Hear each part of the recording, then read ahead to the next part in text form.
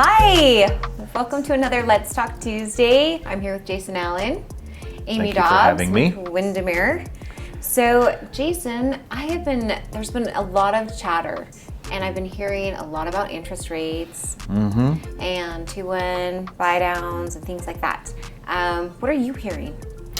Well, you know, everybody's really concerned over interest rate because it has such a huge impact on what your monthly payment is. And if your monthly payment limit is at a certain point, that rate's going to have an effect on what your maximum purchase price can be. Yes. And so the talk of the town is home affordability. It's so hard to afford a home. Yes. And so, although interest rates historically are still, if you look at the 50-year average, are still reasonable. They are reasonable. We were spoiled for a couple of years here recently. But where rates are now historically are still rather reasonable, but that doesn't take away the sting or the, someone's ability to afford or not afford a home. Right. So I have a tip about a cherry on top. Oh. I have a cherry on top about how to get an interest rate in the 3s. What? Or lower.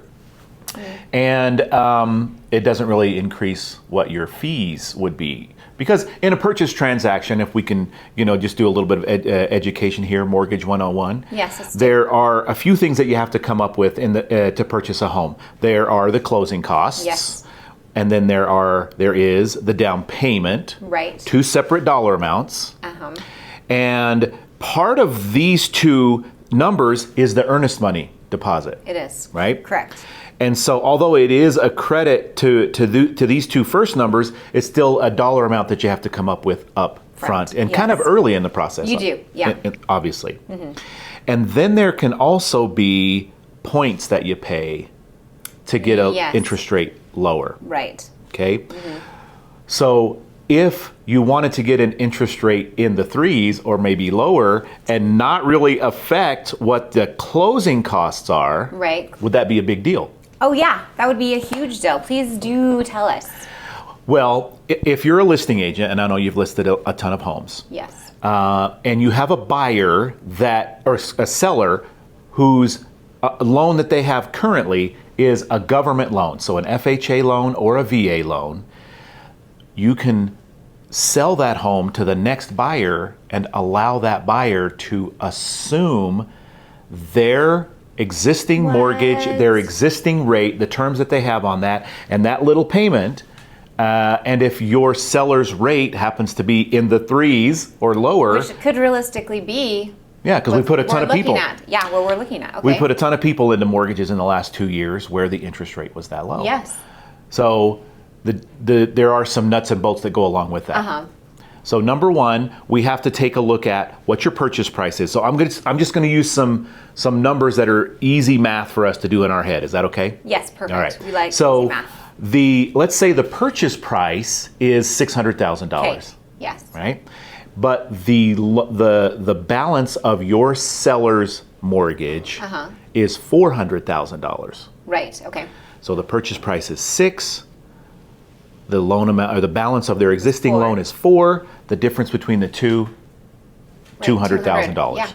So that means the buyer would need to come up with the difference between the purchase price and the balance of their existing loan. The $200,000. Right. And there are a lot of people who are moving up these days, so they're selling their homes. They have a big down payment because they made a ton of money on their house, and now they have a big down payment, but they're not excited about the interest rate. Right. Or you may have someone that's thinking about selling, and they know they're going to make a lot of money on their home, but they're like, oh, Amy, I just don't want to have to, pay, 5.5, 6.5 in rate. That's a conversation that we've been seeing a lot, actually.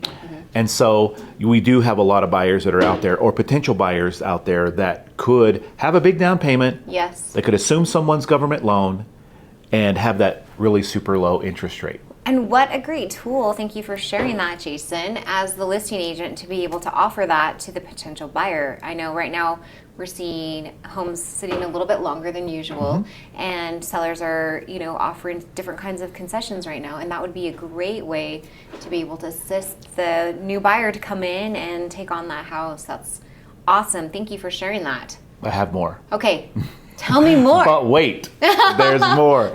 So, if you are a listing agent and you have a seller who has a government loan, get ahead of the game and call the servicing company. That's who the seller makes their your seller makes their payment to, their mortgage company.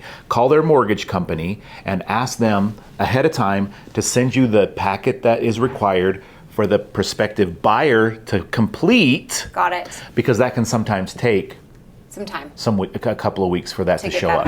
Okay. Yeah. So that's one thing we need to do is get that packet ordered as a listing agent. We want to get that packet ordered ASAP.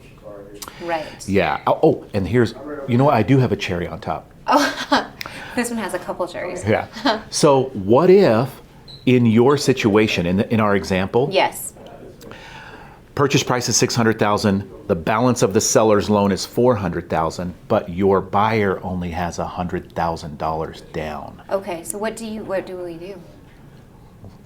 There are, and I know of one, and that I've done business with. There are ways to structure the loan so that we give them, they bring in their $100,000 down payment, and we give them a $100,000 second mortgage. Oh, okay. That they can close simultaneously. Oh, right. So they'll have the $400,000 loan with that super low rate. Yes. They'll have that little second mortgage. Right. Of $100,000, and then their $100,000 down. And then they can just chip away at that second mortgage and then just have that super sweet low rate on the loan that they assumed. Right. So just to clarify, so on the portion that they would be getting the second loan, it would be at the current interest rate, correct? Correct. Yes. Yeah. So and I, as a lender, we really hate talking about interest rates, right? Because because they're always changing, and everyone's credit score is different. Everyone's, so it's really tailored to you. Yeah. Exactly. But wow, what a cool way to help out a seller, right? Yes. Help out a buyer. Yes. And help out a prospective seller. Yeah. That wants to move to a different home, different neighborhood, but doesn't necessarily want to pay what our current interest rates are on a 30-year fixed or 15-year. Awesome. What great tools to have as a listing agent and, to be able to offer that to the buyers and buyers that that could be a possible option for you if the seller is able to offer that to you. So, yay. Thanks so much for sharing that. That's pretty cool. Yeah, that's amazing. Great information. Thanks so much, Jason. My pleasure. Thanks for being with us again on Let's Talk Tuesday. We'll see you again soon. Bye. Thanks, Jason. Bam.